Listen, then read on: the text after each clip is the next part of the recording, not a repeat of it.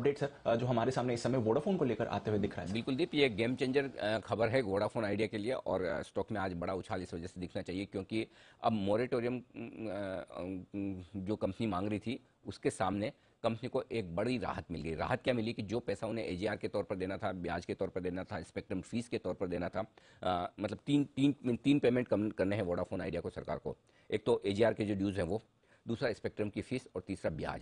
इन तीनों को अगर वो इक्विटी में कन्वर्ट कर रहे हैं तो इससे बढ़िया बात हो नहीं सकती। आप सोचिए 35-36% इक्विटी सरकार की हो जाएगी और सरकार मेजर शेयर होल्डर हो जाएगी, तो एक तरह से वोडाफोन सरकारी कंपनी के तौर पर होगी, मेजर शेयर होल्डर सरकारी होगी सरकार की, और 10 रुपये में ये कन्वर्ट होते दिख रहे हैं। वोडाफोन के लिए क्या अच्छा है कि उन्हें पैसे देने नहीं पड़ेंगे, तो उनके बैलेंस शीट पर दबाव नहीं बनेगा और उनके लिए जो कैश रेज करने का जो मुश्किल काम होता दिख रहा था वो नहीं होगा। प्रमोटर्स को शायद अब उतना डिटेल में और उतना ज़्यादा पैसा डालना नहीं पड़ेगा।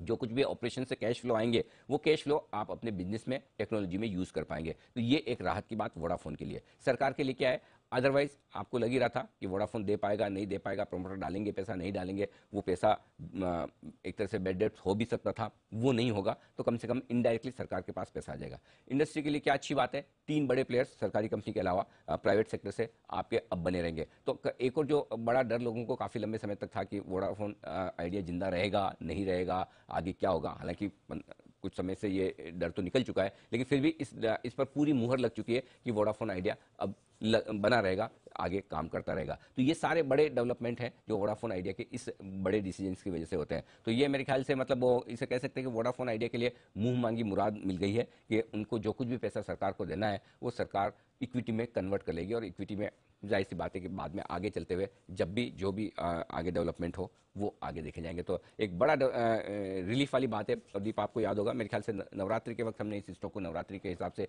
1 साल के लिए कहा था कि हाई रिस्क हाई रिटर्न वाला स्टॉक है, 12 रुपये के आसपास इसको लेकर रख लीजिए, 20-22 रुपये के मिनिमम टारगेट है, दुगुना होने की ताकत रखता है। आई एम श्योर ये स्टॉक उस तरफ बढ़ेगा धीमे धीमे। जी बिल्कुल सर, और एक आपका तो भरोसा रहा ही है और आपने भी कहा था कि अब संकेत आए गए कंपनी सर्वाइव करेगी, तो अब ये मान ही लिया जाए कि जो भी अब चिंताएं थी इसके फ्यूचर को लेकर वो फाइनली सेटल हो गई, क्योंकि सरकार भी मेजॉरिटी हिस्सेदारी होने वाली है, कंपनी अभी तक अपने सारे इंटरेस्ट ड्यूज पेमेंट्स भी कर रही थी, तो जो फ्यूचर ऑफ वोडाफोन था वो अब सिक्योर हो गया है सर? नहीं, इसके 2 रीजन है दीप। कोई भी कंपनी में 2 चीजें हैं, एक कंपनी की फाइनेंशियल सिचुएशन और दूसरा कंपनी का प्रोडक्ट। तो फाइनेंशियल सिचुएशन के हिसाब से, बैलेंस शीट के हिसाब से जो जितनी बड़ी राहत मिलनी चाहिए था वो मिल गई। अब कंपनी के ऊपर है कि वो चला के दिखाए, राइट, मैनेजमेंट के ऊपर है कि चला के दिखाए। हर